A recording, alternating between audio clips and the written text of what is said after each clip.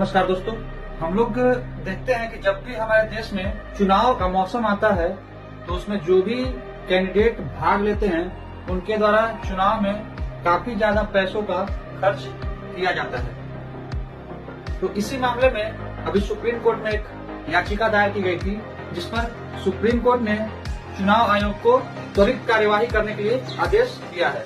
तो चलिए जानते हैं। सबसे पहले मेरे चैनल को सब्सक्राइब जरूर कर लीजिए ताकि ऐसी ही जानकारी से आप लोग अपडेट होते रहें। सर्वोच्च न्यायालय में एक PIL दाखिल की गई थी, जिसमें चुनाव में होने वाले अत्यधिक खर्च को लेकर एक व्यापक कार्य योजना बनाने की मांग की गई है। तो इस याचिका पर सुप्रीम कोर्ट में मुख्य न्यायाधीश सूर्यकांत शर्मा, जस्टिस जयमाला बागची और NV अंजारी की पीठ ने इस जनहित याचिका को रचनात्मक हस्तक्षेप मानते हुए भारतीय चुनाव आयोग को याचिकाकर्ता के सुझावों पर भविष्य के लोकतांत्रिक सुधारों के लिए एक व्यापक कार्य योजना तैयार करने के लिए निर्देशित किया गया।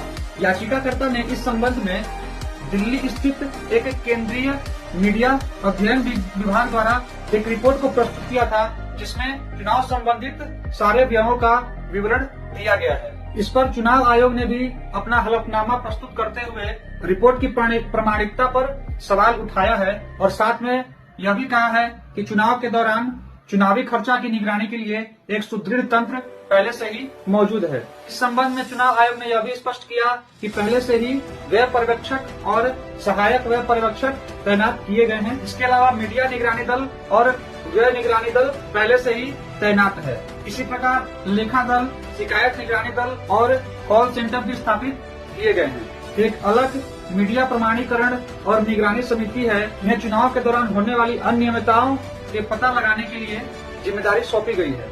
अंत में न्यायालय ने यह स्पष्ट निर्देश दिया कि चुनाव आयोग द्वारा जो भी कार्य योजना बनाई जाएगी, अगर उस नीति का उल्लंघन किया जाता है तो चुनाव आयोग को दोषी उम्मीदवारों या राजनीतिक दलों पर सख्त और प्रभावी कार्रवाई करनी होगी। कुल मिलाकर कल सुप्रीम कोर्ट ने चुनाव आयोग को यह निर्देशित किया है कि चुनाव के दौरान अत्यधिक खर्च को लेकर एक व्यापक कार्य योजना तैयार की जाए और उसको लागू किया जाए, ताकि चुनाव में पारदर्शिता बनी रहे और देश में लोकतंत्र को स्थापित किया जा सके। वीडियो पसंद आया तो लाइक और शेयर जरूर करिएगा। मिलते हैं आपसे अगले वीडियो में ऐसी ही जानकारी के साथ। तब तक के लिए धन्यवाद दोस्तों।